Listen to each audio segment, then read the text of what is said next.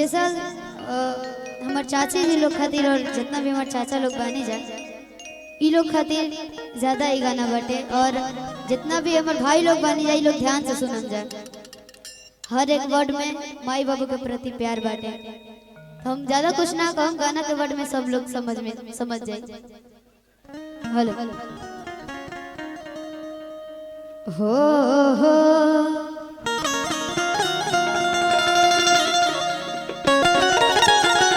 हो जा रहा था विशाल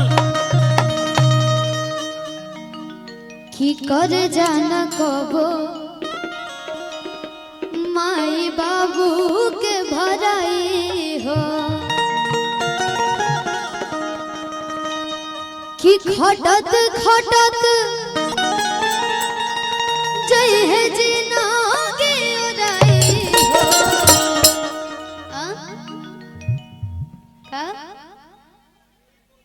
उठा के हम का नहीं कि सब समझे वाला बाटे। माई माता रानी लोग बैठल बने जाना उ लोग खातिर स्पेशली हमरा तरफ से गावतनी कि खटत खटत जई है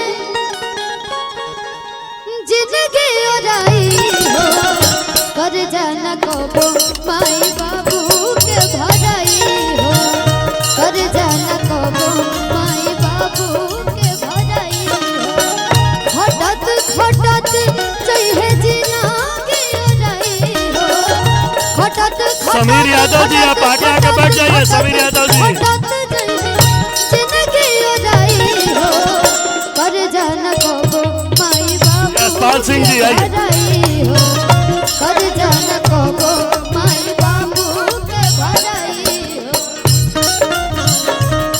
के हुआ आपन कहाए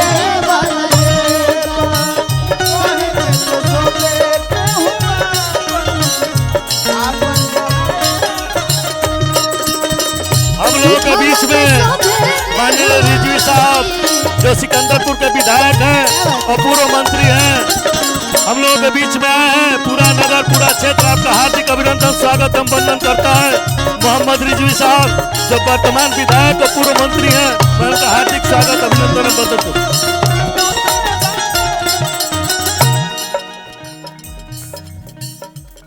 अरविंद सिंह जी की तरफ से बहुत बहुत रुपए। भाई रामजी यादव जी जो सिकंदरपुर विधानसभा के अध्यक्ष हैं वो भी आए हैं, मैं उनका भी हार्दिक स्वागत एवं अभिनंदन एवं वंदन करता हूँ। माई वो चीज होली ना जो कि हमनी के कतनो कमा के माई बाबू के हाथ में दे दे जा, लेकिन तब वो माई बाबू के कर्जा हमने से ना भरा पाई। बड़ी प्यारा शब्द बा कोखिया के पिजड़ा में सुगना बनाई के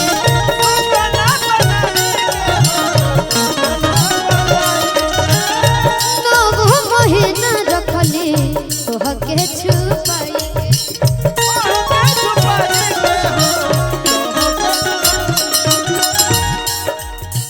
माई बाबू के कितना दुख होला, लेकिन वो अपना बेटा बेटी से ना बतावेला। कहे से कि वो लोग सोचेला हम कितनो दुख सही, लेकिन हमारा बेटा बेटी हर हालात में खुश रह सक। कोखिया के पिजड़ा के सुगना बनाई के नौ महीना पिंटू मिश्रा जी सुल्तानपुर से चल के आए हैं, मैं उनका भी हार्दिक स्वागत करता हूं। भाई पिंटू मिश्रा जी, विजेंद्र सिंह जी, सीमा सिंह जी, राजन जी, मैं उनका भी हार्दिक स्वागत अभिनंदन करता हूं। मास्टर साहब पसीना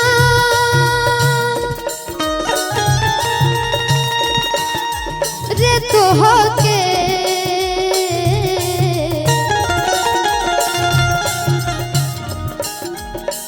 पियली पसीना तो होके बेनिया डोलाई हो पियली पसीना तो होके बेनिया डोलाई। साजन यादव बिशुनपुरा से चल गए हैं, मैं उनका भी हार्दिक स्वागत अभिनंदन और वंदन करता हूँ। भाई साजन यादव जी माई बाबू के भराई हो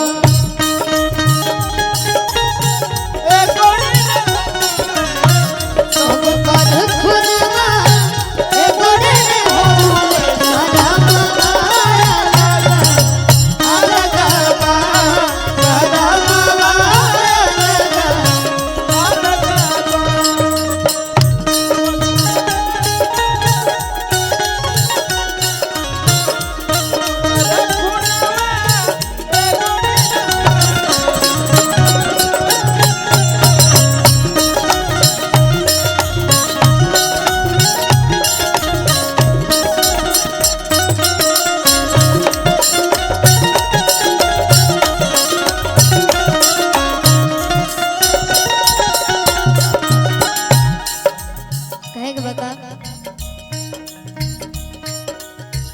हट हिलु गरिया में बिना बाबी तावेली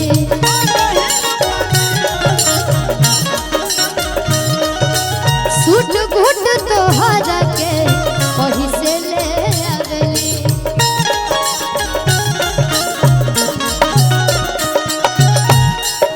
ई कहानी हर घर में बा। अच्छा सबके छोड़ी हम अपने पे बोलता नहीं।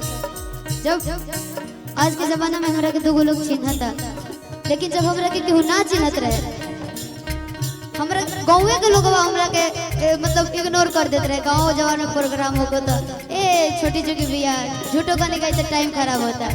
लेकिन उस टाइम पे हम लोगों के बीच में राघवेंद्र गोलू आए हुए हैं, मैं उनका भी स्वागत करता हूं। भाई राघवेंद्र गोलू जी अपने एक ही कपड़ा हमार माई एक ही साड़ी हर त्योहार पे पहने। एगो नया साड़ी हो गल ना, अब हर साल उहे चले। लेकिन हमनी के सोचे कोशिश करे कि हमनी के हर त्योहार बनाए नया कपड़ा किनो, कहे से कि हमनी के दोस्त से कंपेयर करते रहे ना, दोकर बढ़िया बा हमर खराब बा, तो माई केहू ना बन पाई। हट हिलु गरिया में बिना बाबी तावेली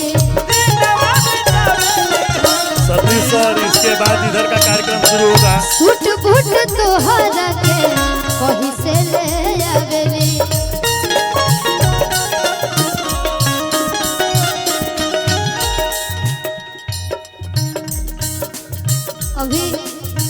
अभी के जनरेशन में अगर बेटा बेटी बड़ पद पर चढ़ जाता रहा, 100 में से 10% लोग ही अपन माई बाबू के भी याद रखा था, नहीं तो सब भुला जाता।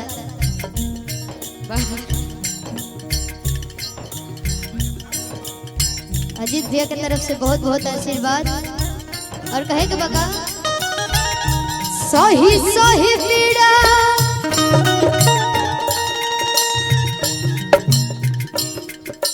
सही सही पीड़ा हम लोगों के बीच में रामेश्वर सिंह जी पूर्व प्रमुख हम लोगों के बीच में आए हुए हैं। सही सही पीड़ा मैं उनका हार्दिक स्वागत अभिनंदन करता हूं। उमेश सिंह जी बगवा आए हुए हैं, मैं रामेश्वर सिंह प्रमुख जी का हार्दिक स्वागत अभिनंदन करता हूं।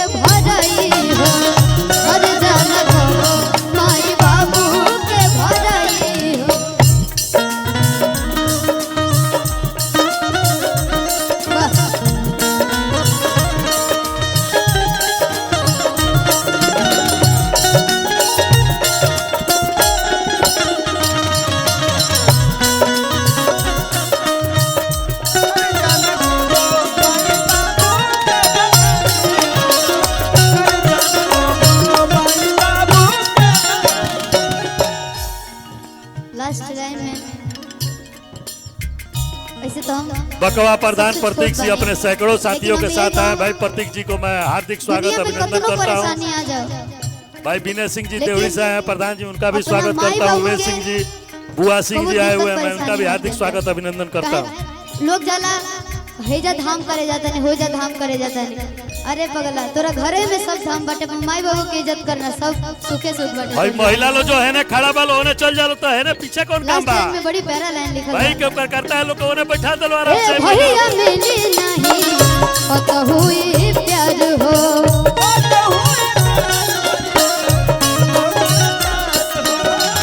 बिन माई बाबू के बाद दुनिया आधार हो।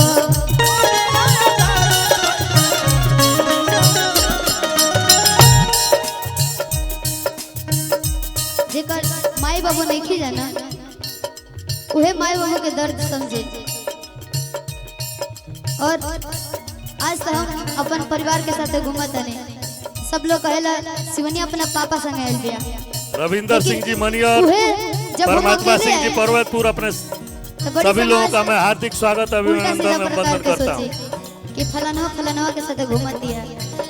यही से माई बाबू के बिना अजीब जिंदगी हो जाला। ए भैया मिली नहीं पता हुई। भाई उदयभान सिंह जी कुछ कुर्सियां और मंगवाइए, कुर्सी और मंगवा करके इधर लगवाइए। ए भैया मिली नहीं पता हुई प्यार हो, बिन माई बाबू के बाद दुनिया आधार हो। कि कहली शिवानी